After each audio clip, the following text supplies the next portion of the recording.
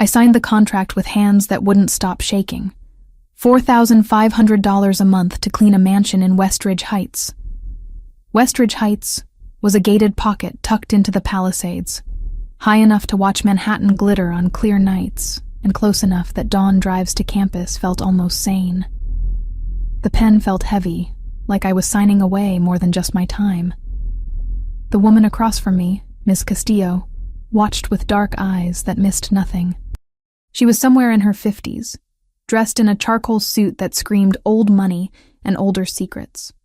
Her silver-streaked hair pulled back so tight it must have hurt.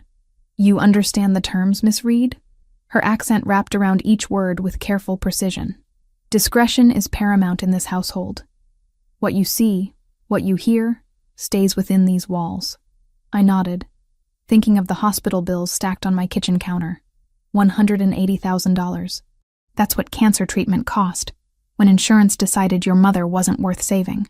That's what I still owed, even though she'd been dead for 6 months. "I understand." "Good. You'll start Monday. 7 in the morning, sharp." That had been 2 weeks ago. 2 weeks of polishing marble floors that reflected my anxious face back at me. 2 weeks of dusting artwork worth more than I'd earn in a lifetime. 2 weeks of trying to be invisible in a house where cameras watched from every corner and men with guns stood at every entrance. The mansion itself was beautiful in a cold, untouchable way. 3 stories of stone and glass, surrounded by grounds that seemed to stretch forever. Inside, everything gleamed. Dark wood furniture, leather sofas that probably cost as much as a car, floor-to-ceiling windows that looked out over manicured gardens, and, beyond them, the city spread out like a carpet of lights. I'd met the owner exactly twice. Matteo Ricchetti, 34 years old, which Ms. Castillo had mentioned when showing me around, like his age mattered for my job. He was the kind of handsome that made you nervous rather than comfortable. Tall, broad-shouldered, with black hair and eyes so dark they looked black too. A thin scar traced along his jaw on the right side, the kind of mark that came from a blade, not an accident. The first time we'd met, he'd looked at me for exactly 3 seconds. That was all. 3 seconds where those eyes assessed me like I was a chess piece he was deciding whether to keep or discard. Then he'd nodded once and left the room. The second time, I'd been cleaning his study. He'd walked in while I was dusting the bookshelves, startling me so badly I'd nearly dropped the leather-bound volume in my hands. It was in a language I didn't recognize. Everything about him was quiet, controlled. He moved like water, silent and inevitable. "Miss Reed." His voice was lower than I expected, with an accent that softened some words and sharpened others. "Mr. Ricchetti, I'm sorry. I didn't realize you needed the study. I can come back later. Finish your work." He'd sat at his desk, opened his laptop, and proceeded to ignore my existence so completely I wondered if I'd become invisible. I'd finished dusting in record time, my shoulders tight with tension, hyper-aware of every movement I made. The whole time, he never looked up. Not once. That should have been my first real warning. A man who could make you disappear just by willing it. I lived with my sister Sophia in a 2-bedroom apartment across town. She was 16, all sharp edges and sharper tongue, trying to be tough in a world that kept kicking us down. School, homework, normal teenage things. That's what I wanted for her. What I needed to provide. Every morning I left before she woke up, catching 2 buses to reach Westridge Heights. Every evening I returned after dark, exhausted and aching, to help her with algebra and pretend I wasn't drowning. "How's the fancy job?" she'd asked last week, sprawled on our thrift store couch with her physics textbook. "It's fine. Good pay, quiet work." She'd given me that look teenagers perfected, the one that said they knew you were lying but were too tired to call you on it. "You look scared all the time now." "I'm not scared, just busy." That had been a lie too. I was terrified of losing this job, of the bills piling up, of failing the one person I had left. Sophia deserved better than this, better than me struggling to keep us afloat. But the truth was worse than general fear. The truth was that I'd started noticing things at the Ricchetti mansion, things that made my skin crawl and my instincts scream to run. The men who visited weren't businessmen, not in any legitimate sense. They arrived in expensive cars with tinted windows, wearing suits that looked normal until you noticed the bulges under their jackets. They spoke in low voices, conversations cutting off the moment I entered a room. Sometimes they spoke in languages I didn't understand, Italian or Russian or something else entirely. Lucas was one of them, 40 years old, built like he'd spent his life in fights, with a scar that ran from his ear down his neck. He was Mateo's right hand, always there, always watching. He'd been polite to me exactly once when Miss Castillo had introduced us. "Welcome to the household, Miss Reed. You need anything, you let me know." After that, he'd treated me like furniture. Useful, forgettable, replaceable. Then came the night that changed everything. It was my 11th day on the job. I'd stayed late because the dinner service had run long, important guests who'd left the dining room a disaster. By the time I finished cleaning, it was past 10. The house felt different at night. Shadows deeper and sounds sharper. I was heading toward the service entrance when I heard voices from the back gardens. Angry voices, one pleading. Against every instinct screaming at me to keep walking, I moved toward the kitchen window that overlooked the grounds. The garden lights were off, but the moon was full and bright. I could see them clearly. 4 men standing in a loose circle. 3 I recognized as security, though calling them that felt like a sick joke. The 4th was on his knees, hands bound behind his back. Mateo stood in front of the kneeling man, calm as if he were discussing the weather. Lucas beside him, one hand resting casually on his hip, too casually, the kind of casual that hid a weapon. The kneeling man was speaking in Russian, words tumbling over each other, desperate and thick with fear. I didn't need to understand the language to know he was begging for his life. Mateo said something back. Just a few words, quiet and final. Then he pulled a gun from inside his jacket. I should have looked away, should have run, should have done anything except stand there frozen, watching through the window as Mateo raised the weapon. The sound was muffled by the glass, but still unmistakable. A sharp crack that seemed to echo in my bones. The man crumpled. Nothing but dead weight hitting the ground. My hand flew to my mouth, smothering the gasp trying to escape. My whole body shook. This wasn't some crime show on TV. This was real. Blood spreading dark across the grass. A man dead in the garden of the house where I worked. Mateo holstered his gun, said something to Lucas. They were already moving, efficient and practiced, when Mateo turned, looked directly at the kitchen window, directly at me. Our eyes met across the distance. Even in the moonlight, I could see the calculating look on his face. He knew. He knew I'd seen everything. I stumbled backward, nearly tripping over my own feet, grabbed my bag from the staff room with shaking hands, and fled through the service entrance.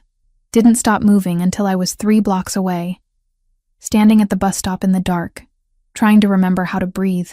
He knew I'd witnessed a murder. He knew exactly who I was, where I lived, probably everything about me. And he'd let me leave anyway. That night, I didn't sleep. Stared at the ceiling of my bedroom, listening to Sophia's quiet breathing from across the hall, wondering what I'd gotten us into, wondering if I'd wake up to find men at our door, wondering if leaving the mansion had been the last mistake I'd ever make. But morning came. No men. No consequences. Just my alarm going off at 5:30 and the suffocating realization that I had to go back. Because what choice did I have? Quit? And explain why? Go to the police and tell them what I'd seen?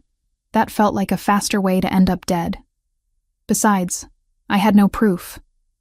No evidence except my word against a man who clearly had enough power and money to make problems disappear. Including me. So I went back, caught my 2 buses, walked through the gates that suddenly felt like they were closing behind me instead of opening ahead. Ms. Castillo greeted me the same as always, gave me the day's task list, didn't mention anything being wrong. The next 3 days were torture. Every time a door opened, I flinched. Every time someone walked into a room I was cleaning, my heart raced. I waited for Mateo to call me into his study and tell me I knew too much. Waited for Lucas to corner me in a hallway. Waited for the other shoe to drop. It never did. Mateo continued to ignore my existence. Passed me in hallways without acknowledgement. Sat at breakfast while I served coffee and acted like I wasn't there. The only difference was that sometimes I'd catch him watching me, quick glances when he thought I wouldn't notice. Assessment in those dark eyes. He was deciding what to do with me. I knew that with absolute certainty. By the end of the second week, a new terror had settled in my chest, cold and permanent. I couldn't quit. Couldn't explain to Sophia why we suddenly had no income. Couldn't risk him thinking I was running to the authorities. But I couldn't keep working here either. Trapped in the house of a murderer, waiting for him to decide I was a liability. That's when the idea came to me. Desperate, maybe stupid, but the only way out I could see. I had to make him fire me. If I was incompetent, useless, more trouble than I was worth, maybe he'd just let me go, cut his losses. It wasn't like housekeepers were hard to replace. I'd be beneath his notice, too insignificant to bother eliminating. So in my third week, I started making mistakes. Nothing huge at first. Forgot to dust the second-floor library. Left streaks on the windows in the east wing. Overcooked the vegetables at dinner. Ms. Castillo noticed immediately, called me into her office with a disappointed frown. "Your work has been excellent until now, Miss Reed. Is something wrong?" "No, ma'am. I'm sorry. I've been tired. It won't happen again." But it did. The next day, I broke a vase while dusting. Nothing priceless, just expensive. Maybe $800 worth of pottery shattered across marble floors. I apologized profusely, offered to have it deducted from my pay. Ms. Castillo's lips thinned. "This is becoming a pattern." "I know. I'm so sorry." Through it all, Mateo said nothing. Didn't react when Ms. Castillo surely reported my failures. Didn't comment when I burned the toast at breakfast. Something so simple a child could manage it. Just sat there reading his newspaper, sipping his coffee, while I fumbled my way through tasks I'd been doing perfectly 2 weeks ago. But I caught those looks again. The brief glances, dark eyes tracking my movements. And this time, I saw something new in them. Amusement. He knew exactly what I was doing. By my 4th week at the Richetti mansion, I'd moved from subtle mistakes to blatant disasters. The careful incompetence wasn't working. Mateo hadn't fired me. Hadn't even reprimanded me directly. Just those knowing looks that made my skin crawl, like he was enjoying some private joke at my expense. So I decided to force his hand. One catastrophic day that would make keeping me on staff impossible. It started at breakfast. Mateo sat at the head of the dining table with 3 associates, all dressed in dark suits that probably cost more than my car. They were deep in conversation, switching between English and Italian, voices low and serious. I recognized Lucas among them, his scarred neck visible above his collar. I carried the coffee pot with deliberately unsteady hands. Approached Mateo's chair, tilted the pot just slightly too far. Hot coffee splashed across his crisp white shirt, spreading in a dark stain across his chest and shoulder. The conversation stopped instantly.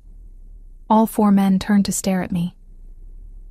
"I'm so sorry," I gasped, grabbing napkins and making it worse by pressing them against the stain. "I don't know what happened. I'm so clumsy today." Mateo caught my wrist. His grip was firm but didn't hurt, his dark eyes meeting mine with an expression I couldn't read. For 3 heartbeats, nobody moved. Then he released me. "It's fine, Miss Reed."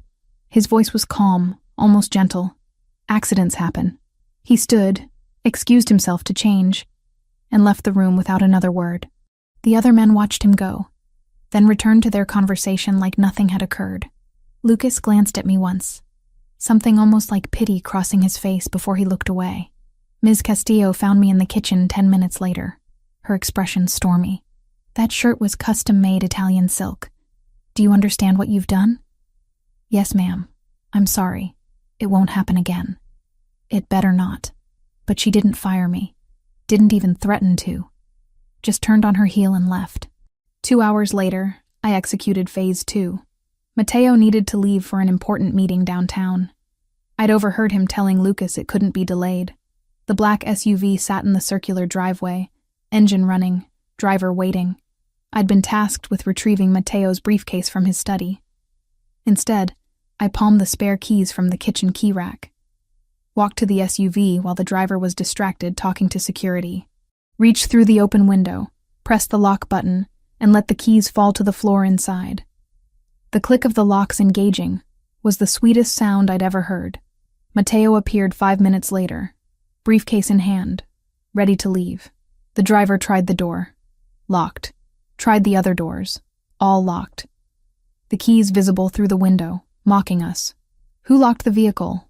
The driver's face had gone pale. I think I did. I stepped forward, wringing my hands. I was cleaning the interior earlier and must have hit the button by accident when I got out. I'm so sorry. I didn't realize. Matteo stood perfectly still, watching me.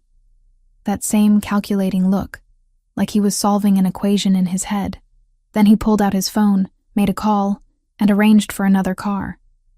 The whole time, his eyes never left my face. 30-minute delay now. Lucas muttered to him. I'm aware. They left in a different vehicle. I waited for the axe to fall, for Ms. Castillo to storm out and fire me on the spot. But the afternoon passed in tense silence. No consequences, no confrontation. Just the weight of what I'd done settling in my stomach like lead. That evening, Matteo was hosting dinner for 6 associates. Important people, from the way the house staff had been preparing all day. I'd been assigned to help serve. The dining room gleamed. Crystal glasses caught the chandelier light, sending rainbows across the white tablecloth. The first course went smoothly. The second course? Fine. Then came dessert. I'd spent an hour that afternoon in the kitchen, helping prepare the elaborate chocolate torte, when the chef stepped away to check on something. I switched the containers of sugar and salt. Simple. Devastating. The first guest to taste it made a face, setting down his fork immediately. The second did the same. By the third, everyone had stopped eating, confusion and disgust rippling around the table. Is something wrong with the dessert? Ms. Castillo appeared from nowhere, her professional mask slipping into alarm. One of the guests, a heavy-set man with a thick accent, pushed his plate away. This is inedible. What kind of establishment are you running here? Matteo tasted his own serving. Set down his fork with deliberate care. His jaw tightened, the only sign of anger. But when he looked up at me, something dark and knowing flickered in his eyes. My apologies, gentlemen. Kitchen error. We'll have fresh dessert sent up from the bakery in town. Please have more wine while we wait. He stood, gestured to me. Miss Reed, a word in my study. Now. My heart dropped into my shoes. This was it. I'd finally pushed too far. I followed him down the hallway, acutely aware of Lucas trailing behind us like a shadow. The study door closed behind us with a soft click that sounded like a cell locking. Outside, storm clouds had been gathering all day. Now rain began to fall, light at first, then building to a downpour that hammered against the windows. I'd left several upstairs windows open earlier, deliberately creating more work and chaos. Now my clothes were damp from running around trying to close them all, hair sticking to my face, probably looking as desperate as I felt. Matteo moved to the window, standing with his back to me, hands in his pockets. On his desk sat a crystal tumbler of amber liquid. Scotch, probably. The kind that cost more than my weekly salary. Do you think I'm stupid, Miss Reed? The question hung in the air like a blade. I opened my mouth, closed it. What could I possibly say? He turned to face me. In the dim light of the study, with lightning flashing behind him, he looked dangerous. Not in the way he'd looked in the garden with a gun in his hand. This was different. More controlled. More terrifying. The vase you broke 3 days ago. He continued, his voice soft and deadly. You have a degree in veterinary science, which requires steady hands and precision. Yet suddenly you're clumsy with a simple ceramic vase. I said nothing. The burned toast, the forgotten dusting, the streaked windows, all within days of each other after 2 weeks of flawless work. He took a step closer. This morning's coffee incident. Interesting timing right as we were discussing sensitive business. The locked car. We were already running late for a meeting that cost me a significant deal because of the delay. Another step. I backed up until the desk pressed against my spine. And tonight's dessert. His voice dropped even lower. Salt instead of sugar. Such a simple mistake for someone who's been cooking for herself and a younger sister for years. He knew about Sophia. Of course he knew. He probably knew everything. I can explain. Don't insult my intelligence with lies. He was close enough now that I could smell his cologne. Something expensive and woodsy. You've been trying to get fired. Systematically. Desperately. The question is why. Thunder rolled overhead. Rain lashed the windows. I was trapped between his body and the desk, with nowhere to run and no more lies left. You saw something. It wasn't a question. 2 weeks ago. The gardens. You witnessed something that scared you badly enough to sabotage your own employment rather than simply quit. My breath came short and fast. He knew. Of course he knew.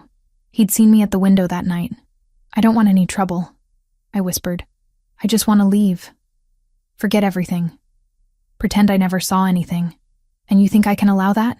He tilted his head, studying me like I was a puzzle he was solving. You think I can let you walk out of here with knowledge that could destroy everything I've built? Either you're very naive or very desperate. Both, I admitted. Because what did it matter now? I'm both. I need this job. I need the money. But I can't work here knowing what I know. So I tried to make you fire me. That way, it's not my choice. It's not suspicious. I just couldn't do the job. That's all. Clever. He reached past me, picked up the tumbler of scotch, took a slow sip. Foolish, but clever. You understand the situation you're in, yes? You're a witness to something that never happened. That body was found 3 towns over, the victim of a gang dispute. Official police reports will confirm this. But you could complicate things. Make noise. Draw attention. I won't. The words rushed out. I swear. I'll never tell anyone. I'll forget I ever saw anything. Forgive me if I don't trust your word alone. He set down the glass. Here's what's going to happen, Miss Reed. You're going to stop these ridiculous attempts at self-sabotage. You're going to work here properly for the next year minimum. In exchange, I'm going to do something for you. I stared at him, confused. You have medical debt. $180,000 from your mother's cancer treatment. Collections agencies have been calling you weekly. You're 2 months behind on rent for that apartment you share with your 16-year-old sister, Sophia. She goes to Lincoln High School, walks home every day at 3:15, stops at the corner store for a soda and candy twice a week. My blood turned to ice. He knew where Sophia went to school, knew her schedule. Don't. My voice cracked. Please. She has nothing to do with this, which is why nothing will happen to her. His tone softened slightly. I'm not a monster, Hannah. I don't hurt children, but I need you to understand the stakes here. You stay. You work. You keep your mouth shut. In exchange, those medical debts disappear. Completely. Paid in full within the week. Your rent gets current. Your salary increases to $6,500 a month. Sophia gets extra security walking to and from school, whether she notices it or not. I couldn't breathe. Couldn't think. Why would you do that? Because it's cheaper than eliminating a problem. He said it so casually, like he was discussing the weather. Because loyalty bought is often more reliable than loyalty coerced. And because despite your attempt to sabotage yourself, you're actually quite good at your job when you're not actively trying to fail at it. He moved away, giving me space to breathe again. Returned to the window, watching the storm. $180,000 in debt. Gone. Stable income. Your sister safe and provided for. All you have to do is clean my house and forget you ever looked out a window on a Tuesday night. He glanced back at me. Seems like a fair trade. It wasn't a trade. It was a cage. A beautiful, well-paid cage, but still a cage. And he'd just told me he knew exactly where my sister was at any given time. If I refuse, then you leave tonight with nothing. The debt remains. Sophia remains vulnerable. And I take my chances that you're too afraid of the consequences to talk. He turned fully to face me. But we both know you won't refuse. You came here desperate for money to protect your sister. That hasn't changed. The only difference now is that I'm offering you more than you could have hoped for. He was right. I hated that he was right. One more thing. His voice dropped to something dark and final. If you betray my trust, if you speak to anyone about what you've seen or what you know, the consequences won't fall on you. Do you understand what I'm saying? Sophia. He was talking about Sophia. Tears burned behind my eyes, but I refused to let them fall.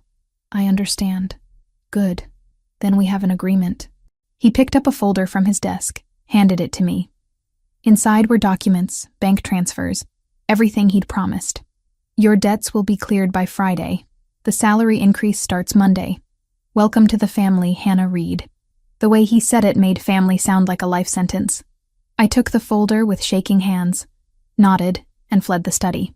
Ran through the rain to the service entrance, got to my car, and sat there in the dark with the folder on my lap. I'd tried to escape. Instead, I'd bound myself tighter than before. The arrangement changed everything, and nothing at all.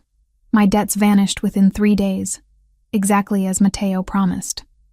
$180,000, gone like they'd never existed. My bank account showed the increased salary. Sophia's school added extra security without her knowledge. A black sedan that followed her route home from a distance. I kept my end of the bargain, worked efficiently, kept my mouth shut, pretended the night in the garden had never happened. But working efficiently meant being present, visible, and Mateo noticed. Week 5 started with him intercepting me in the hallway outside his study. I'd been carrying fresh linens to the guest suites, my arms full of Egyptian cotton that probably cost more per sheet than my old monthly rent. Miss Reed. A moment. I stopped, turned, waited. He stood in the doorway of his study, sleeves rolled to his elbows, tie loosened. It was late afternoon, golden light slanting through the windows behind him. How is your sister adjusting to the new school year? The question caught me off guard. She's fine. Thank you for asking.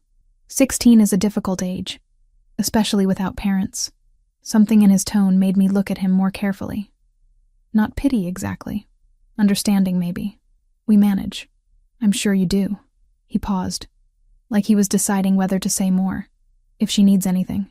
Tutoring, supplies, college planning, let me know. That's not necessary. Consider it an investment in employee retention. But the way he said it, almost gentle, didn't match the cold business logic of the words. I nodded, unsure how to respond, and continued down the hallway. Behind me, I heard his study door close with a soft click. That became the pattern.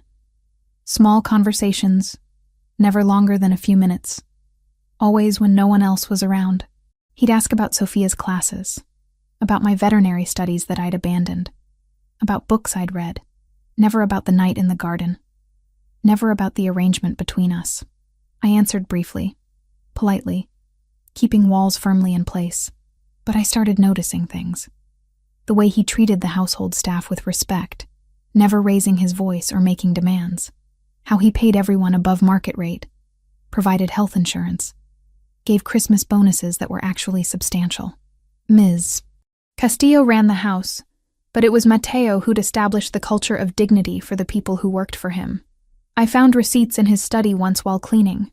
Donations to 3 different orphanages across the city. Monthly contributions that added up to more than I'd made in a year at my old job. When I asked Ms. Castillo about it later, trying to sound casual, she'd given me a long look. Mr. Ricchetti grew up in the system.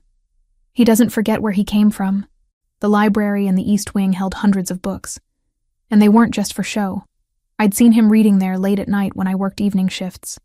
Genuine worn paperbacks mixed with leather-bound classics. Philosophy, history, Italian literature in the original language. He had a mind that craved knowledge, not just power. It confused me. Made the monster from the garden harder to reconcile with the man who asked about my sister's algebra homework. Then came the 6th week, and everything shifted again. I was leaving through the service entrance, later than usual after helping prepare for a small dinner party. The sun had already set, security lights casting harsh shadows across the driveway. That's when I heard it, whimpering, weak and pained, coming from near the front gates. I should have kept walking. Should have told security. Should have done anything except investigate alone in the dark. Instead, I followed the sound. The dog was small, maybe a terrier mix, huddled against the stone wall near the gate's electronic panel. Blood matted its fur on one side, a gash across its ribs that looked deep.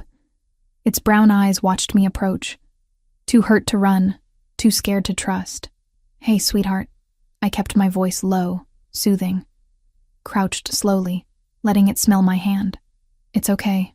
I'm not going to hurt you. Years of veterinary training kicked in automatically. I assessed the wound, deep but not fatal if treated soon. Checked for broken bones, found none. The dog was malnourished, probably a stray, but young, maybe 2 years old. I didn't think. Just scooped the dog carefully into my arms, mindful of its injuries, and carried it toward the house. It whimpered but didn't struggle, like it knew I was trying to help. Security tried to stop me at the door. "Miss Reed, you can't bring that inside. It's injured. It needs help."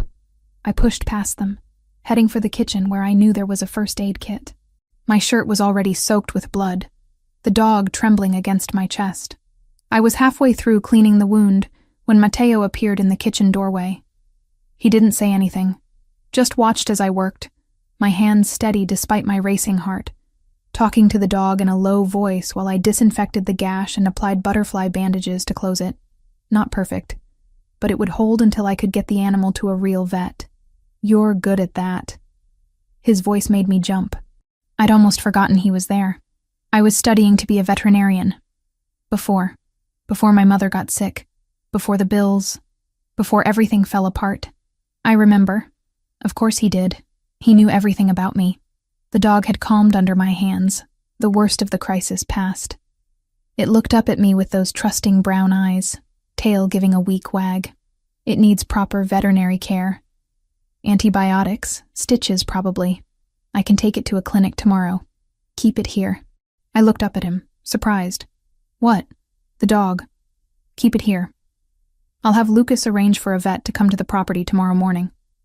Set up a space in the mudroom for now." He moved closer, studying the animal with genuine interest. "What will you call it?" I hadn't thought that far ahead. "Dodger. Because it probably dodged death tonight." The corner of his mouth lifted slightly. Not quite a smile, but close. "Appropriate. I'll have supplies delivered as well. Food, bed, toys. Whatever it needs." "You don't have to." "I want to." He met my eyes directly. "You came alive just now. Actually passionate about something for the first time since you started working here. That's worth keeping around." Heat crept up my neck. I looked back at the dog to avoid his gaze. Thank you, Miss Reed, for reminding me that not everything has to be about business." He left before I could respond, already pulling out his phone to make arrangements. I sat there on the kitchen floor with a dog in my lap, blood on my shirt, completely bewildered by Matteo Ricchetti. Over the next week, Dodger became part of the household. The vet pronounced him in good health after treatment. He followed me everywhere during my shifts, settling in whatever room I was cleaning, thumping his tail whenever I looked his way. The other staff fell in love with him immediately, even Ms. Castillo, who I'd assumed hated animals, snuck him treats when she thought no one was watching, and Mateo, surprisingly, seemed to enjoy having the dog around. I'd catch him scratching Dodger's ears while reading in the library, or letting the animal curl up under his desk during meetings. "He's good for the household," he told me one morning. "Softens the edges." I started calling Sophia every Sunday evening from the mansion's landline, a habit Mateo had suggested when I mentioned my cell phone bill was getting expensive from the long calls. He'd waved away my protests about using his phone. "Family is important, Miss Reed. Call whenever you need to." Sophia always asked the same question. "Are you happy there?" "Yes." I'd lie. Because what else could I say? That I was trapped? That I knew too much? That the man who paid my salary had threatened her to ensure my silence? But the lie started feeling less like a lie as weeks passed. Because despite everything, despite the arrangement and the fear and the knowledge of what Mateo was capable of, I was finding moments of something close to contentment. Working with my hands, caring for Dodger, seeing Sophia safe and thriving with the financial pressure lifted. Then week 7 brought new complications. I was serving afternoon tea in Mateo's study when they arrived. 3 men in dark suits, but not the usual Italian associates. These men had different energy, cold and predatory in a way that made my skin crawl. They spoke in Russian, which I didn't understand, but the tension in the room was unmistakable. Mateo's posture changed the moment they entered.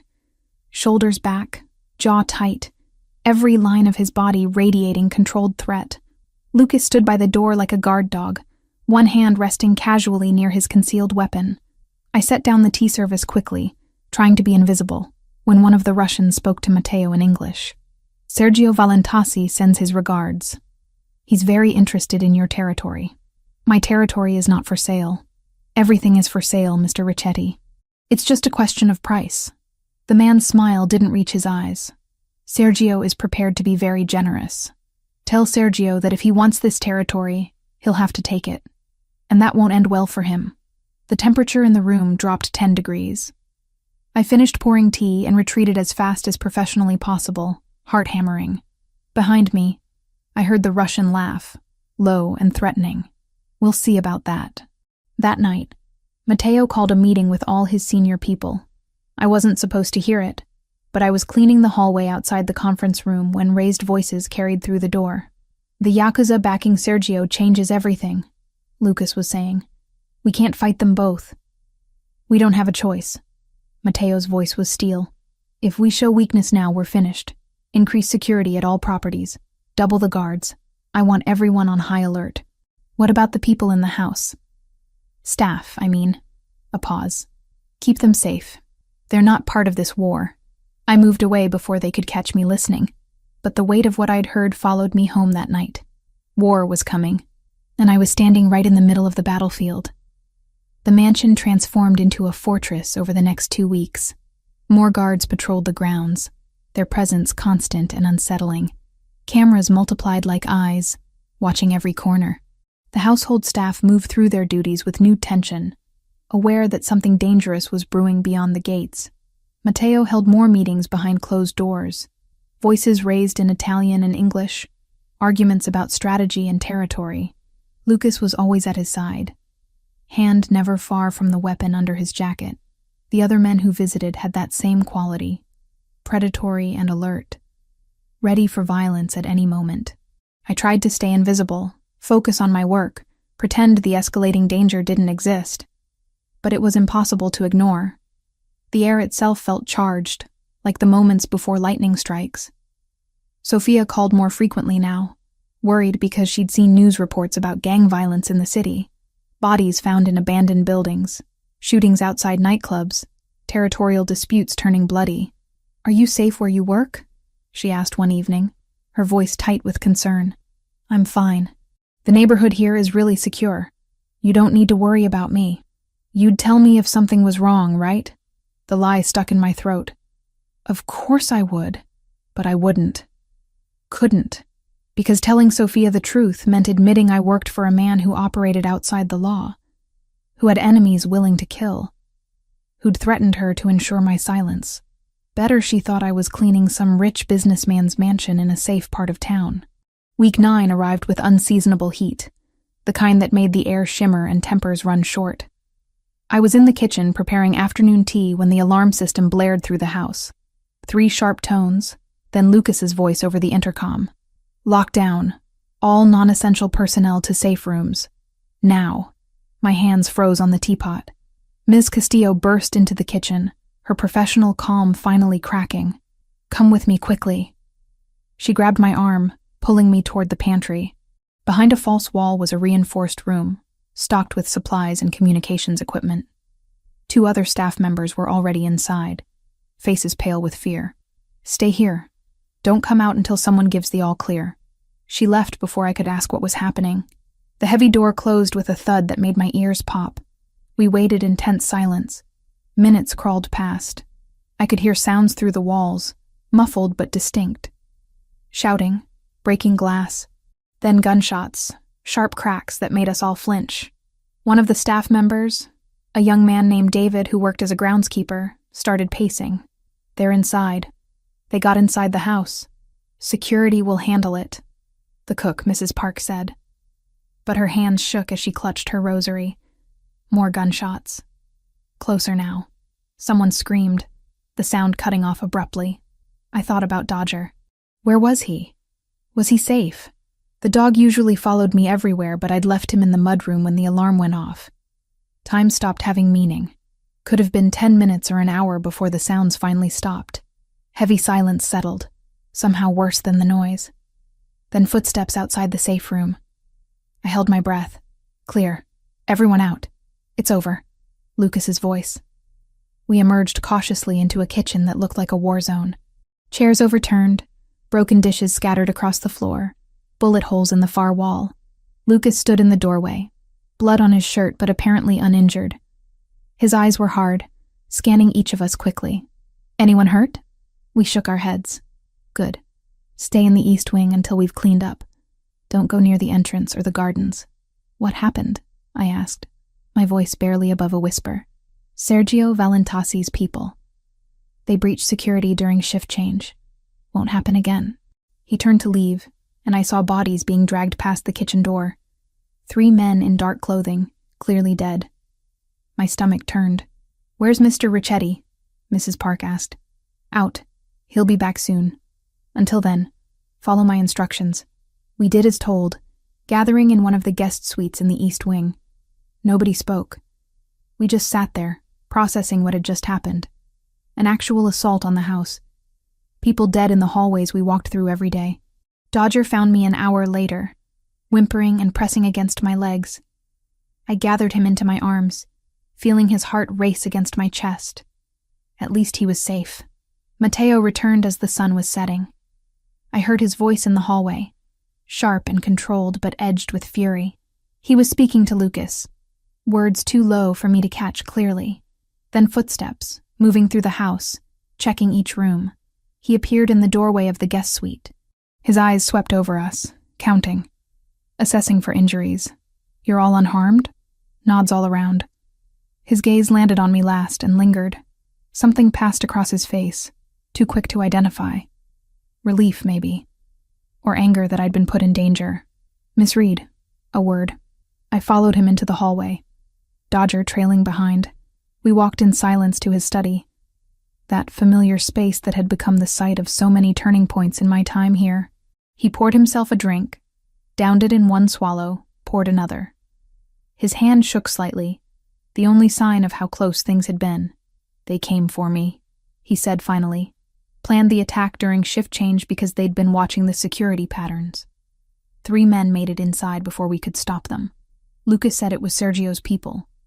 Yes, a message. Show weakness, invite more attacks, show strength. He trailed off, jaw tight. They're all dead now. The ones who came here and the cell that gave the order? I should have been horrified. Part of me was.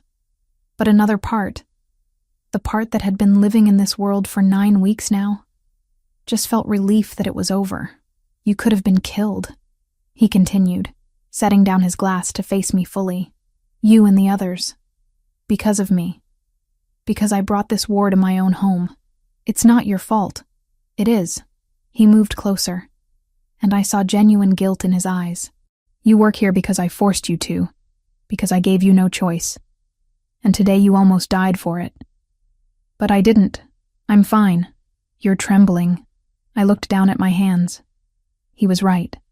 I'd been holding it together, but now that the adrenaline was fading, my body was catching up to what had happened. Come here.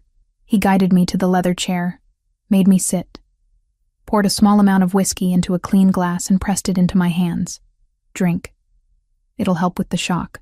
I took a sip, coughed as it burned down my throat. He crouched in front of me, hands resting on the chair arms, boxing me in but not threatening. Protective. I'm moving you to the suite next to mine. 2nd floor, East Wing. Higher security, reinforced doors, panic button directly linked to my phone. That's not necessary. It is. I won't risk this again. His voice dropped lower. I can't. The way he said it made my breath catch. This wasn't about strategy or protecting an asset. This was personal. Hannah. He rarely used my first name. It always made me pay attention. Look at me. I met his eyes. Dark and intense, searching my face for something. If anything had happened to you today. He stopped, jaw working. You matter. Not because you're useful or because you know things. You matter. The vulnerability in those words hit harder than any threat he'd ever made. Matteo Ricchetti, who killed without hesitation, who commanded an empire built on violence, was telling me I mattered to him. I don't understand, I whispered. Neither do I. A ghost of a smile touched his lips. But it doesn't change the truth. You'll move tonight. Non-negotiable. He stood, offering me his hand. I took it, letting him pull me to my feet. His fingers lingered on mine, warm and solid. Get some rest. Lucas will bring your things to the new suite. I'll have dinner sent up. You don't need to work for the rest of today. Thank you. He walked me to the door, and Dodger immediately pressed against my leg. Mateo reached down to scratch the dog's ears, a rare moment of softness. Take care of her, Dodger. That's your job now. The new suite was beautiful.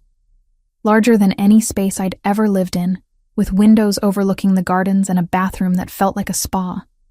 My belongings looked lost in the massive walk-in closet. But what struck me most was the door on the far wall. Locked. But I knew where it led. To Mateo's private rooms. We'd be separated by a single door. Close enough to hear if something went wrong. Close enough for other things too. Whispered a traitorous part of my brain. I pushed that thought away. This was about safety. Protection. Nothing more. That night, I lay in the enormous bed, staring at the ceiling, unable to sleep. Every sound made me jump. Every shadow looked like an intruder. Dodger slept at the foot of the bed, his presence comforting, but not enough to quiet my racing thoughts. Sophia had called earlier, voice tight with worry after seeing news about a shootout at an undisclosed location. I'd assured her I was nowhere near any trouble, that everything was fine. Another lie to add to the pile. Around midnight, I heard movement from Mateo's room. Footsteps, water running. The sound of someone who also couldn't sleep.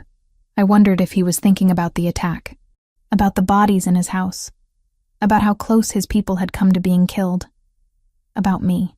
My phone buzzed with a text. Unknown number, but I knew who it was. If you need anything, I'm here. Just knock. I stared at the message for a long time.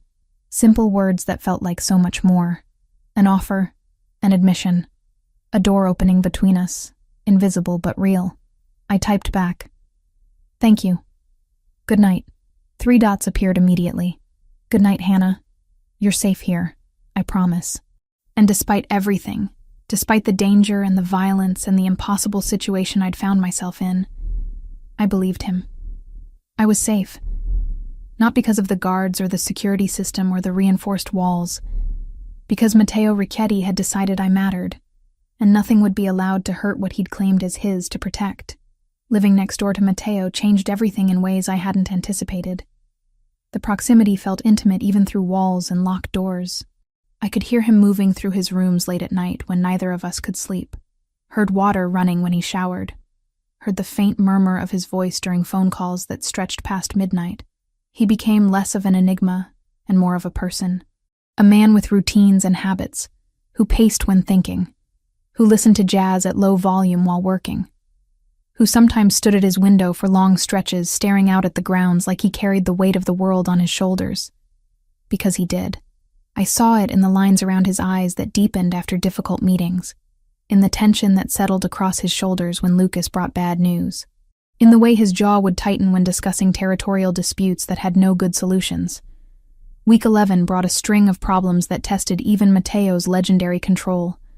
A shipment intercepted, 2 safe houses compromised, increasing pressure from rivals sensing weakness after the attack on the mansion. I watched him handle it all with ruthless efficiency, making decisions that probably cost lives, but kept his people protected. One evening I brought him dinner in his study, because he'd been locked in meetings all day, and Ms. Castillo was worried he hadn't eaten. He looked up when I entered, surprise flickering across his features. You didn't have to do this. You need to eat. I set the tray on the corner of his desk, careful not to disturb the documents spread across the surface. Even Mafia bosses require food occasionally. A ghost of a smile touched his lips. Is that what you think I am? A Mafia boss? Isn't that what you are? He leaned back in his chair, studying me with those dark, unreadable eyes. It's more complicated than that. But yes, in the ways that matter, I suppose that's accurate. Then eat your dinner, Mr. Ricchetti. You're no good to anyone if you collapse from exhaustion. Matteo, he corrected softly. When it's just us, call me Matteo. The use of his first name felt dangerous. like crossing a line I couldn't uncross. But I nodded anyway. Matteo, then. Eat. He did, and I started to leave, but his voice stopped me. Stay. If you're not needed elsewhere, I could use the company. So I stayed. Sat in the chair across from his desk while he ate, and we talked about nothing important. Books we'd read, places we'd never been, Sophia's progress in school, safe topics that danced around everything real between us. But there was comfort in it, a strange domestic peace in that moment that felt stolen from some other, simpler life. That became our pattern. Late evenings when the house was quiet, he'd knock softly on our connecting door. I'd join him in his study, or we'd sit on the balcony off his room, watching the city lights and talking until exhaustion finally drove us to our separate beds. We never touched, never crossed that invisible line. But the air between us grew heavy with everything we weren't saying. Then came the nightmare. Week 11, night 3. I woke gasping, tangled in sheets soaked with sweat. In my dream, I'd been back in the kitchen during the attack. But this time the invaders had gotten to me before Lucas arrived. Rough hands grabbing, pulling. The flash of a knife. Pain exploding across my ribs. Sophia's screams in the distance as they dragged me away. I couldn't breathe. Couldn't separate dream from reality. My hands frantically checked my body for wounds that didn't exist, but the phantom pain felt real. Too real. The connecting door burst open. Matteo appeared with a gun in his hand, face hard and alert. He scanned the room in seconds, weapon trained on empty shadows, before his gaze locked on me huddled in bed. Hannah. He lowered the gun, set it carefully on the dresser. What happened? Nightmare. My voice came out broken. Just a nightmare. I'm sorry. I didn't mean to wake you. Don't apologize. He moved to the bed, sat on the edge carefully. The attack. You were dreaming about the attack. I nodded, still shaking. Dodger had jumped up beside me, pressing his warm body against mine. But even that wasn't enough to stop the tremors. Matteo reached out slowly, giving me time to pull away. When I didn't, his hand settled on my shoulder, warm and grounding. You're safe. They're gone. I made sure of it. I know. Logically, I know. But in the dream, I trailed off, unable to articulate the terror that still clung to me like a second skin. The mind doesn't always listen to logic. His thumb moved in small circles against my shoulder, the touch soothing. I still have nightmares about my father's death. 22 years later, and sometimes I wake up certain I'm still 12 years old, watching him bleed out on our kitchen floor. The confession shocked me into stillness. Matteo never spoke about his past. Not really. Just vague allusions to difficult beginnings. You were there when it happened? I found him after school. 2 bullets to the chest, 1 to the head. Professional hit, they said. Revenge for some deal gone wrong. His voice stayed steady, but his eyes darkened with old pain. I sat with him until he stopped breathing, held his hand while his blood soaked into my uniform. Matteo, I didn't know what to say. What words could possibly address that kind of trauma? My uncle Giuseppe took me in afterward. He was the one who introduced me to this life. Said I had a gift for strategy and violence. By 16, I was running collections. By 20, I'd earned my first kill. He looked at me directly. That's who I am, Hannah. That's the path I walked to get here. Built on loss and blood and choices I can't undo. Why are you telling me this? Because I want you to know. To understand that I'm not just the man who threatened you, or the one who pays your salary.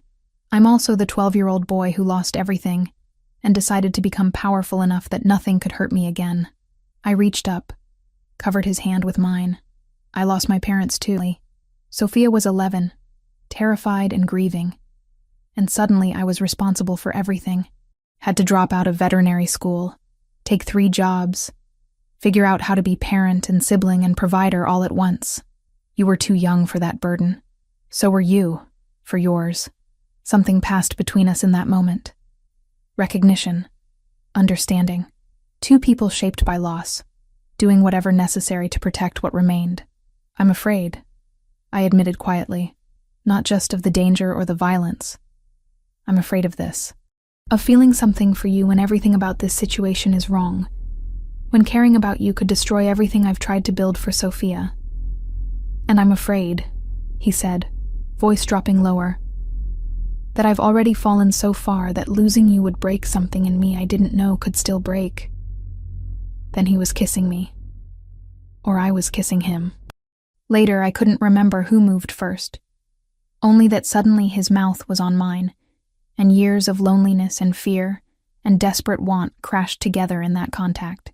His hand cupped my face, thumb brushing my cheekbone with unexpected tenderness. I gripped his shirt, pulling him closer, drowning in the taste of him and the heat of his skin and the way he kissed like he was trying to memorize every second. It was intense and desperate and perfect, months of tension finally exploding between us.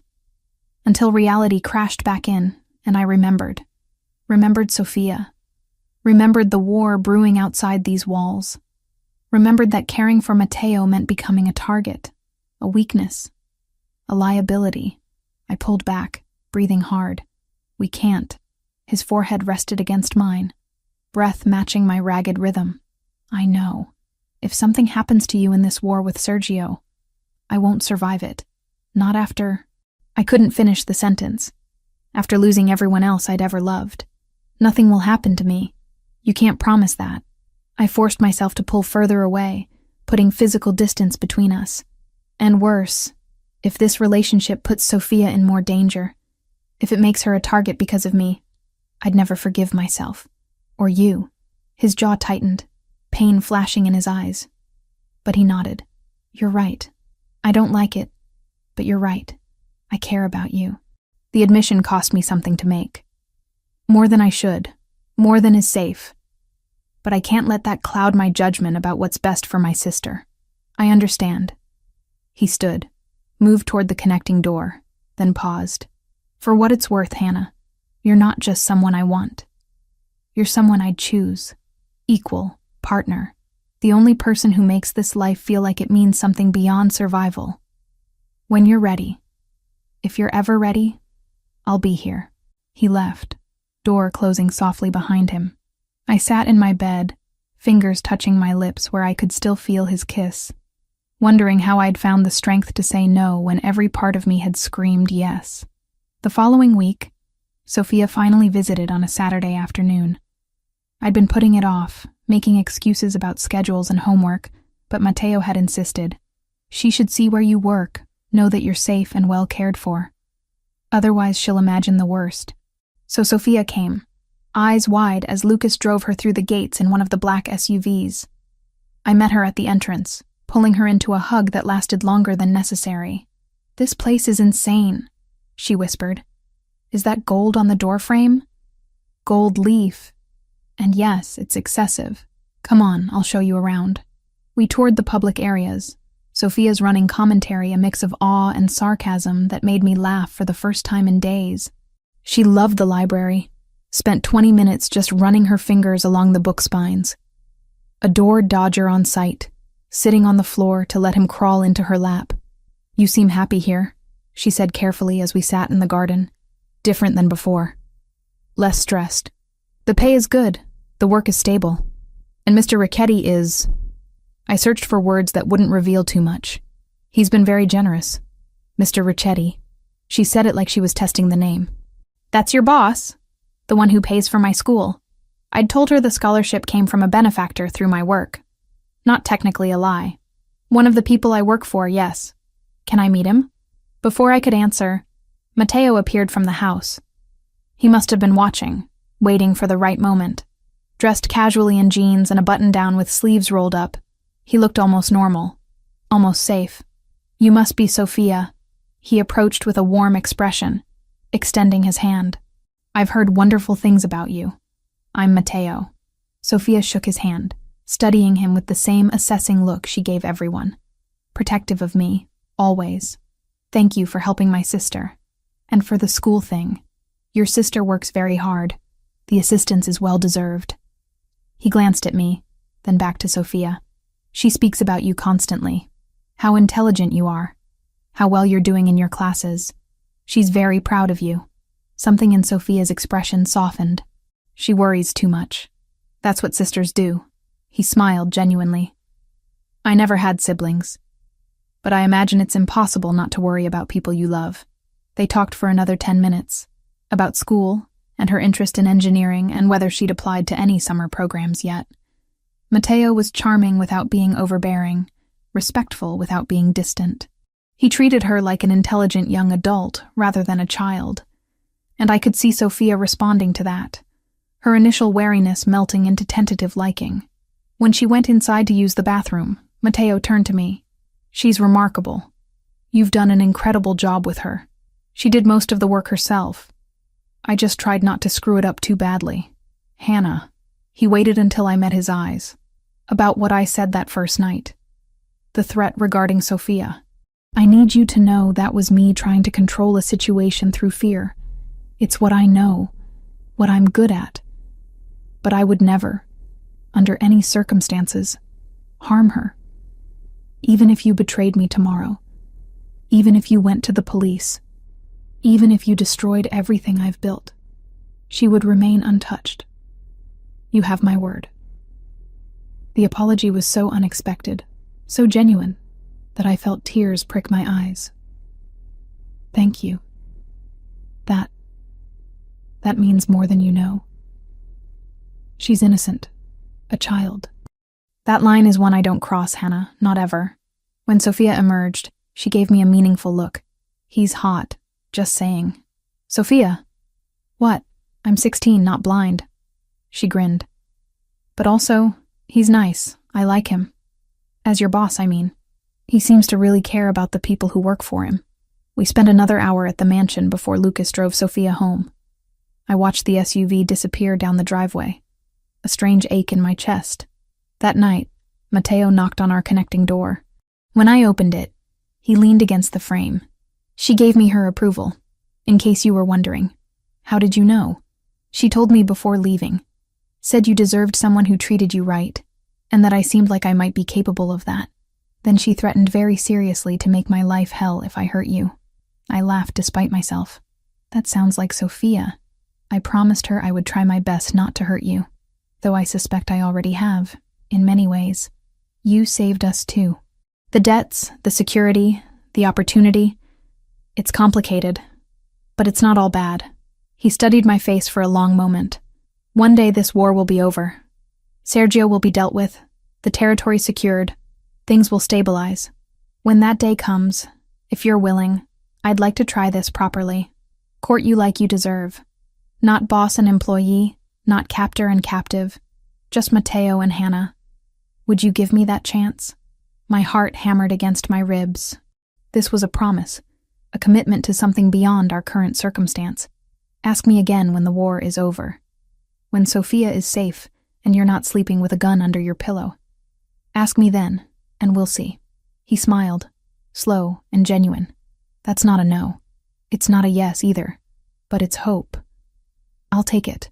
He left me standing there, watching him retreat to his room, wondering how I'd gone from wanting to be fired to hoping for a future with the most dangerous man I'd ever met. The call came at 2 a.m. I heard Matteo's phone ring through the wall, heard his voice go cold and hard, then silence.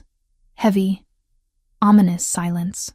5 minutes later, he knocked on our connecting door.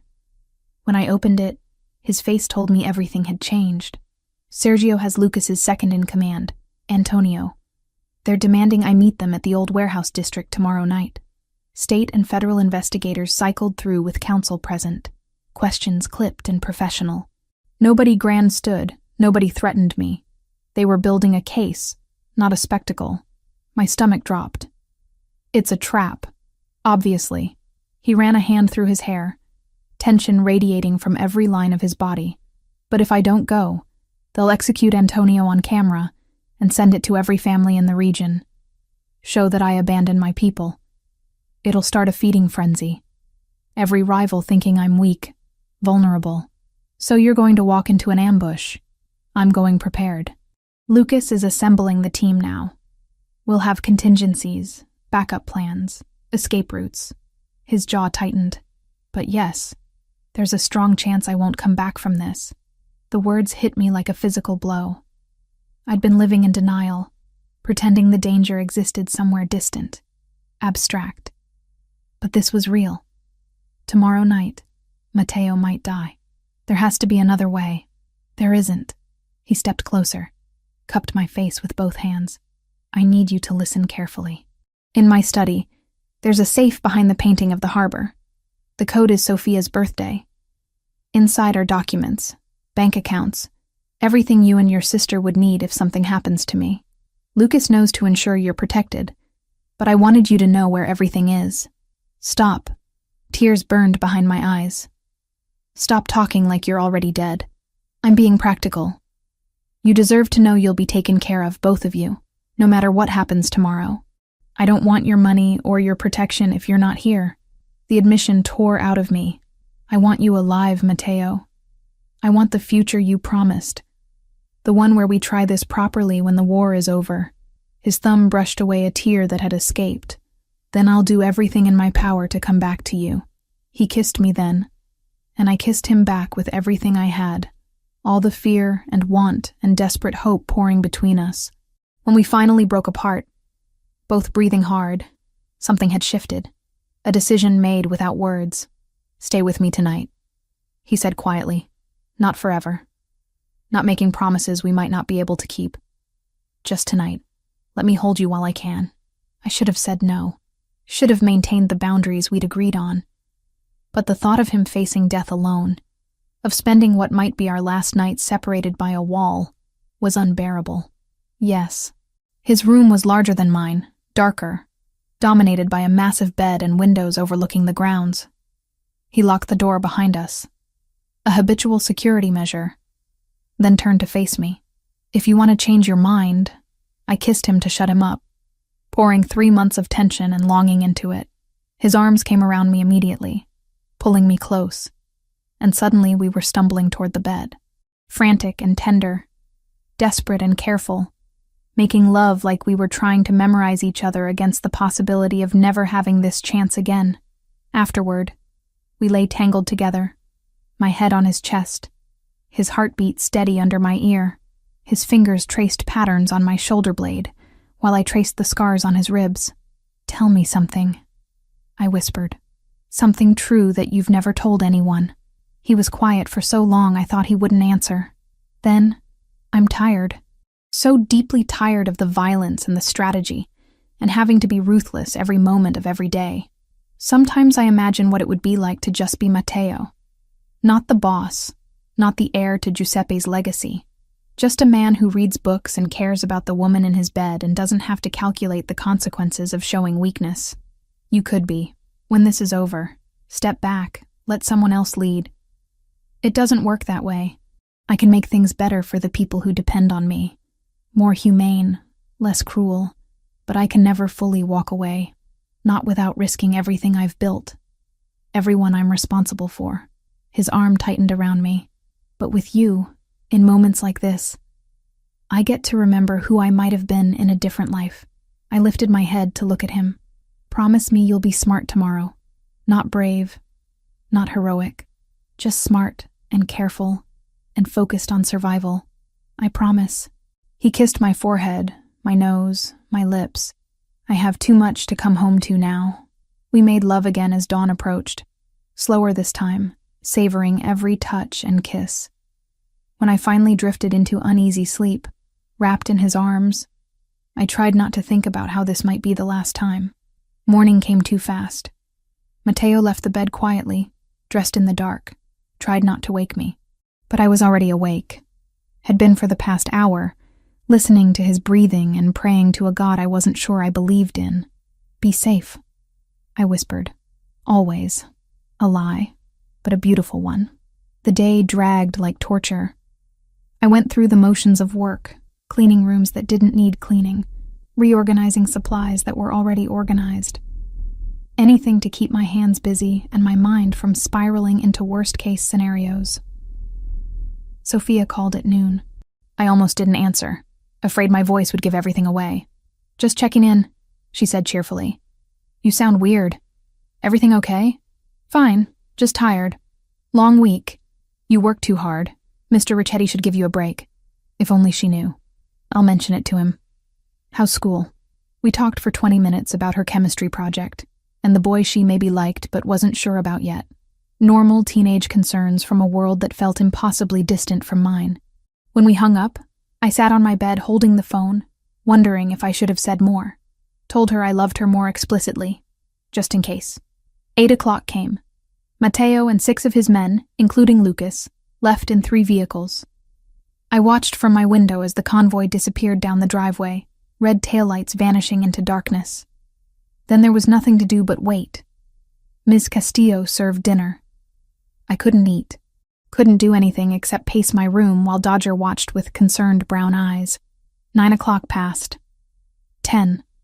By 11, I was sitting on the floor against my bed, phone clutched in my hand, willing it to ring. 11:30. Midnight. Nothing. At 12:40, my phone finally buzzed. Lucas's number. Hannah.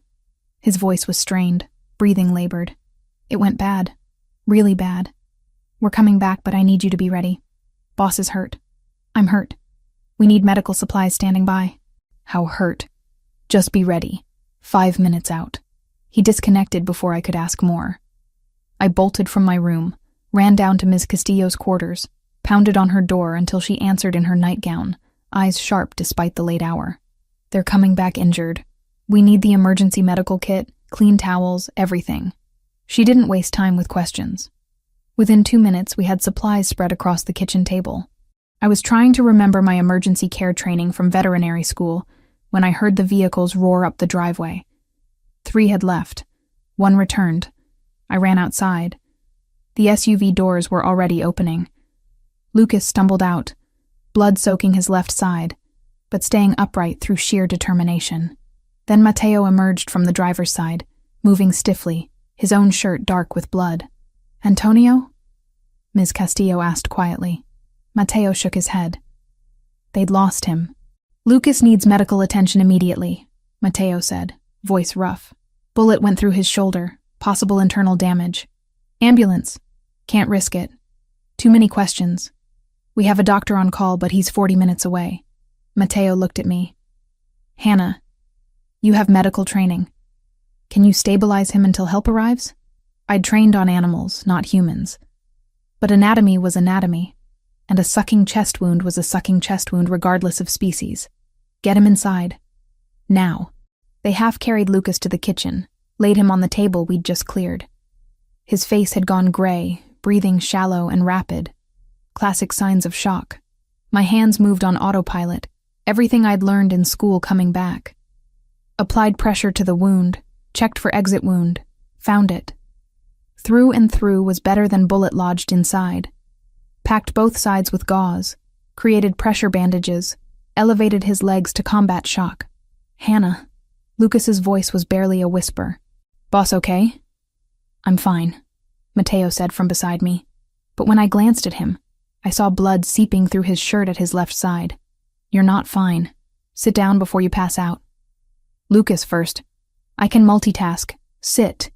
I used the voice that made Dodger obey immediately. To my shock, it worked on Matteo too.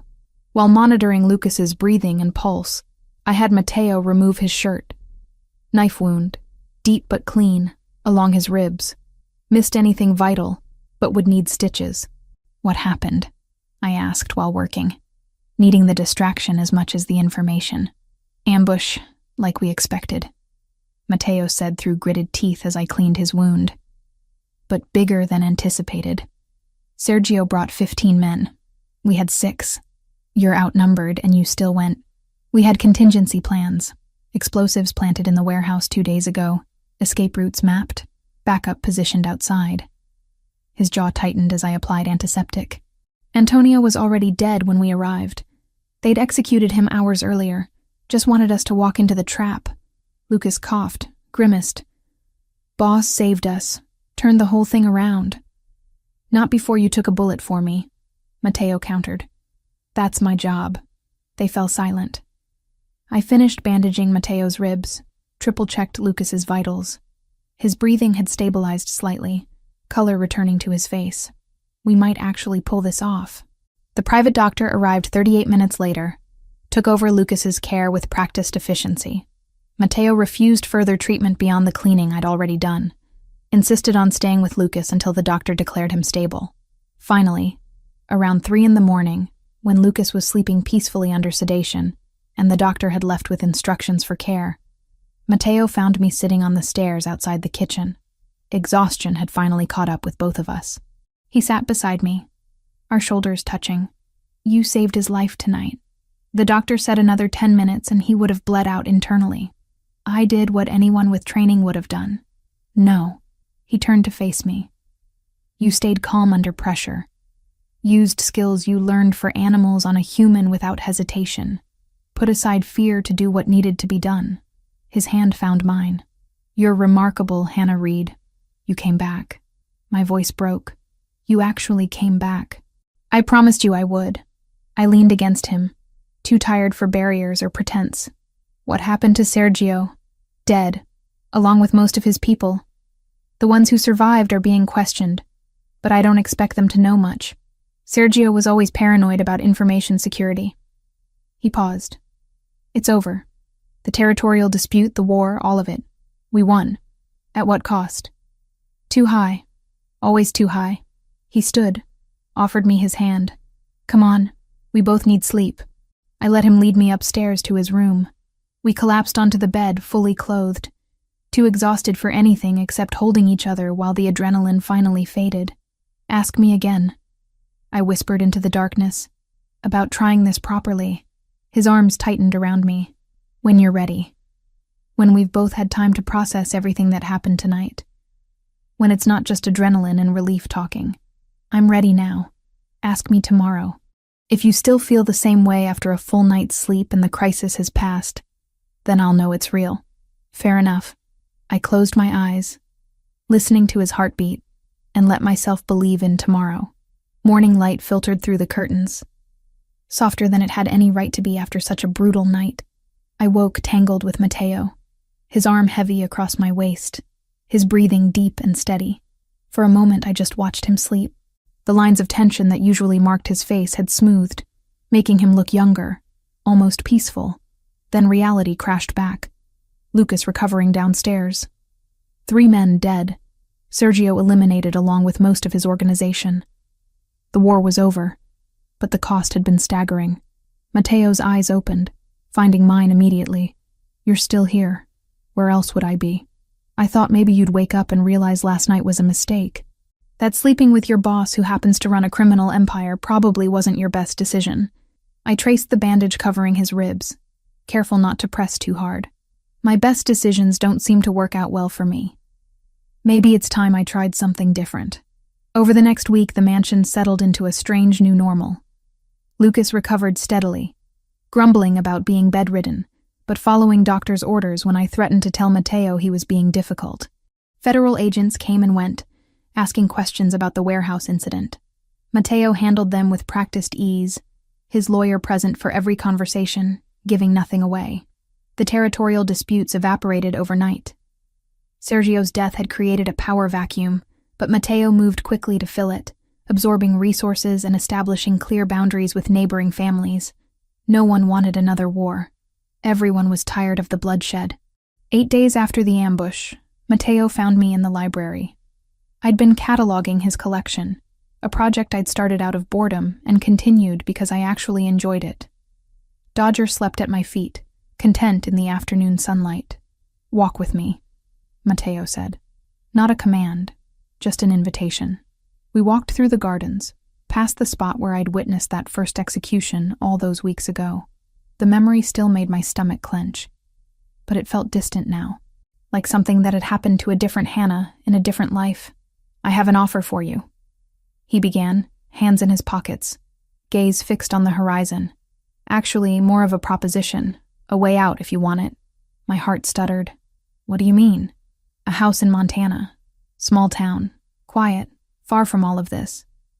$500,000 in an account under whatever name you choose. New identities for you and Sophia if you want them. All your debts already cleared. You could start fresh, both of you. Go back to school, finish your degree, live normal lives without looking over your shoulders." The offer was everything I'd dreamed of 3 months ago. Freedom. safety, a clean break from the violence and danger. So why did it feel like he was ripping my heart out? You want me to leave? My voice came out flat. I want you to have a choice. He finally looked at me. One you didn't have before. I forced you into this arrangement. Used Sophia to ensure your compliance. That was wrong. Now I'm giving you the option I should have offered from the beginning. Stay or go. But make it because you want to, not because you're trapped. I stopped walking, turned to face him fully. And if I stay? What then? Then things change. You're not my employee anymore, not my housekeeper or my obligation. You become my partner in every sense that matters. I pay for you to finish veterinary school. We buy the property adjacent to this one, set up a proper sanctuary for rescued animals. You build your dream while I work on legitimizing more of my businesses. We try this relationship properly, openly, with Sophia's approval and blessing. You make it sound simple. It won't be. I'll still have enemies. There will always be danger in loving someone like me, but I'm working toward getting out, Hannah. Not tomorrow, not next month, but gradually. Transitioning to legal businesses, distancing myself from the worst of it. For you. For us. For any future we might build together. I wanted to say yes immediately. Wanted to throw myself into his arms and accept everything he was offering. But Sophia's face flashed in my mind. My sister who'd already lost so much. Who deserved honesty about what staying with Matteo would mean. I need to talk to Sophia first. She deserves to know the truth before I make this decision. Relief washed across his features. Of course. Whatever you need. I'll arrange dinner here. Formal, the three of us. You can tell her as much or as little as you're comfortable with. 2 days later, Sophia sat across from me at Matteo's dining table, eyes wide as she took in the formal setting. Crystal glasses, fine china, the kind of meal reserved for important occasions. Matteo sat at the head of the table, relaxed but attentive, letting me lead the conversation. So this is fancy, Sophia said, trying for humor, but I could hear the nervousness underneath. Did someone die? No. I reached across to squeeze her hand. But we need to talk about some things. Important things. I told her an edited version of the truth. That Matteo's business dealings weren't always legal. That there had been territorial disputes that turned violent. That staying with him meant accepting a level of risk we'd never faced before. I didn't mention the execution I'd witnessed, or the attack on the mansion, or how close Matteo had come to dying a week ago. Those details would only terrify her without adding useful information. Throughout my explanation, Sophia listened with her sharp, assessing gaze. When I finished, she turned to Matteo.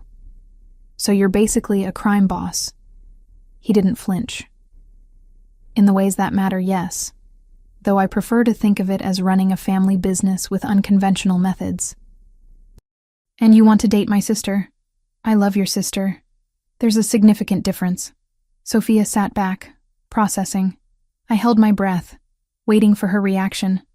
She could demand we leave, could refuse to accept this relationship, could make this impossible in ways that would break my heart. What are you doing to keep Hannah safe? She finally asked. Matteo leaned forward. Everything in my power. Increased security, reduced my exposure to dangerous situations, working toward legitimizing my businesses so we can have a normal life. But I won't lie to you, Sophia. There's no guarantee.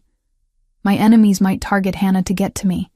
That risk exists, and it's something we'll have to manage carefully. And what about me?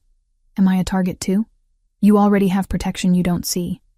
Men who follow you to and from school, watch your routes, ensure you're safe. I would never let harm come to you because of your connection to Hannah and me. You have my word on that. Sophia looked at me. You're really in love with him, aren't you? This isn't just about the money or feeling trapped. I love him, I admitted. The words feeling right despite everything.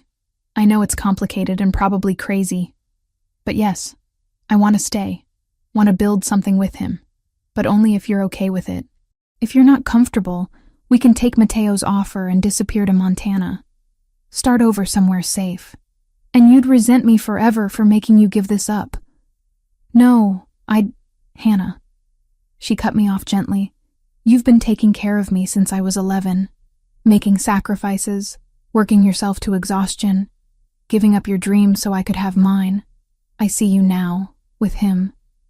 And you're different, lighter, happy in a way I haven't seen since before Mom and Dad died. She turned back to Mateo. If you hurt her, I will make it my life's mission to destroy you. I don't care how powerful you are or how many people you have. I'll find a way. Mateo's lips quirked. I believe you would. And for what it's worth, I have no intention of hurting her. She's the best thing that's happened to me in longer than I care to admit. Good. Sophia picked up her fork, apparently satisfied. Then I guess you're stuck with both of us. Fair warning, I'm planning to go to MIT for engineering, and that's not cheap. The tension broke as Mateo laughed, genuine and warm. I think we can manage that. That night, after Sophia had gone home with promises to visit next weekend, I found Mateo on his balcony. He pulled me against his chest, arms wrapping around my waist. So, that's it then, he said softly. You're staying. I'm staying. Partner, not employee. Equal in this relationship, even if our bank accounts never match. Partners, he agreed, which means you get a say in decisions, including this one. He reached into his pocket, pulled out a folder. Applications for veterinary programs. Columbia, Cornell, University of Pennsylvania. All within driving distance. All with excellent reputations. Pick whichever one you want, and I'll make sure you get in. I took the folder, emotion clogging my throat.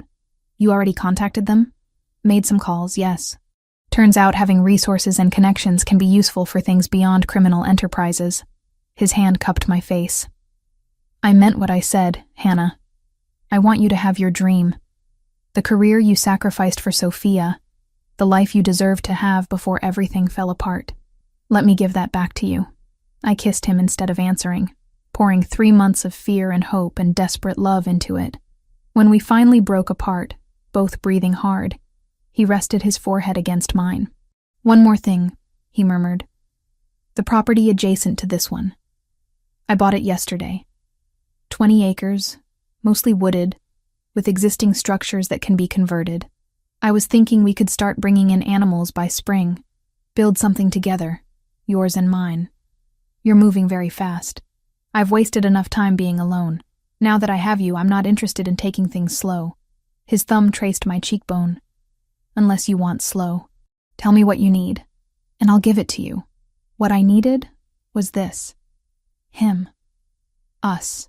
The impossible future we were building together despite every logical reason to walk away. I need you to kiss me again. He did. And for the first time since I'd walked through his gates as a desperate woman trying to save her sister, I felt truly free. Free to choose, free to love, free to build something beautiful from the ashes of violence and fear. The war was over. The future was ours. 6 months changed everything. Columbia University's veterinary program accepted me for the spring semester. Mateo drove me to campus on my first day, waited in the parking lot reading while I sat through orientation, then took me to dinner to celebrate. He didn't make a big production of it, didn't treat me like I was fragile or needed protecting from the challenge ahead. Just asked questions about my professors and what I'd learned, genuinely interested in this part of my life that had nothing to do with his world.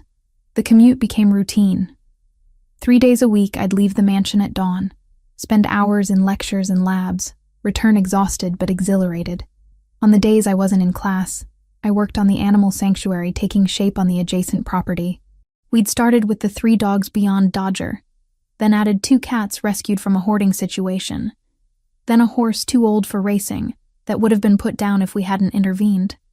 Mateo hired contractors to convert the existing barn into proper kennels and stalls, installed climate control and medical facilities that rivaled some actual veterinary clinics. When I protested the expense, he just kissed my forehead and said, "Consider it an investment in your future practice." Lucas recovered fully by week 21, exactly as the doctor predicted. The bullet had done damage but nothing permanent, and he approached physical therapy with the same grim determination he applied to everything else. By the time he was cleared for duty, something had shifted in him. He was still Mateo's right hand, still handled security and sensitive operations, but he'd also appointed himself unofficial guardian of Sophia and me. You saved my life, he told me one afternoon while helping repair a fence on the sanctuary property. That means something in my world. Means I owe you a debt I can never fully repay. But I can make sure nothing ever happens to you or your sister. You don't owe me anything. With respect, Hannah, that's not how this works. You're family now, and family takes care of family. Sophia visited every weekend, sometimes staying the entire 2 days in one of the guest suites. She and Matteo had developed an easy rapport built on mutual respect and her complete inability to be intimidated by him. I'd catch them in the library, him helping her with calculus homework, or in the kitchen where he was teaching her to make proper Italian pasta from scratch. Your boyfriend is actually kind of cool, she admitted one Saturday night, while we sat on my balcony watching the sunset. Like scary, and probably has done terrible things, but also really smart, and he clearly worships you. He doesn't worship me. Hannah, he bought you an entire animal sanctuary and is paying for veterinary school. The man built you a custom clinic on 20 acres of prime real estate. That's worship. I couldn't argue with that assessment. Matteo's business operations shifted gradually but noticeably. He divested from the more dangerous enterprises, stepped back from anything involving drugs or weapons trafficking, focused instead on the restaurants, the import business, real estate development, still skirted the edges of legality in places, still had connections to people I'd rather not think about, but he was trying, making an effort to build something we could both live with. The mansion felt different too, less like a fortress, more like a home. Staff moved with less tension. Guards remained but became less visible. Matteo laughed more, the sound becoming familiar rather than shocking. We'd have dinners together, just the two of us, where we talked about mundane things like what color to paint the sanctuary's reception area, or whether we should get chickens. Normal couple problems. Normal relationship discussions. As normal as anything could be when one half of the couple ran a criminal empire. Week 24 brought unexpected snow, rare for our region. I woke to find the grounds covered in white, pristine and beautiful. Matteo was already up, standing at the window with coffee in hand, watching the sunrise paint the snow in shades of pink and gold. Come here, he said, without turning. I wrapped myself in his robe and joined him, his arm coming around my waist automatically. We stood in comfortable silence, just breathing together, watching the world transform. I have something to show you, he said eventually. Get dressed. Warm clothes. 20 minutes later, we were walking across the snowy grounds to the sanctuary. The barn looked picturesque, covered in snow, like something from a Christmas card. But Matteo led me past it, to the smaller building we'd been renovating for the past month. The sign above the door was new, installed sometime yesterday without my knowledge. Reed Veterinary Clinic. Below it in smaller letters, Hannah Reed, DVM. I don't graduate for another 1.5 years, I protested, voice thick with emotion. I know, but the clinic will be ready when you are. He handed me a key, then pulled an envelope from his jacket. The deed. The building, the land, the equipment. All in your name. Not mine, yours. Whatever happens between us, this is yours to keep. I opened the envelope with shaking hands. Sure enough, the property deed listed me as sole owner. No conditions, no strings attached. Just his name in the seller line, and mine as buyer. Why? Because you deserve something that's entirely yours, that you built with your own hands and your own dreams. He turned me to face him, hands gentle on my shoulders. I forced you into this life initially. Gave you no choice about staying. This is me giving you that choice now. Every single day. You have your own career, your own property, your own income once you start practicing. If you ever want to leave, you can, and you'll have everything you need to thrive without me. Tears froze on my cheeks in the cold air. You're trying to make it easier for me to walk away? I'm trying to make sure you stay because you want to, not because you need to. There's a difference, Hannah. A crucial one. I kissed him instead of answering, pouring 6 months of love and gratitude and hope into it. When we finally broke apart, both breathing hard, I rested my forehead against his. I'm not going anywhere. This is my home now. You're my home. Even knowing what I am? What I've done? Especially knowing Because I also know who you're trying to become. The man who pays for orphanages and treats his people with respect. Who helps a 16-year-old girl with homework and teaches her to make pasta. Who built an entire sanctuary because his girlfriend loves animals. I pulled back to meet his eyes. I see all of you, Matteo.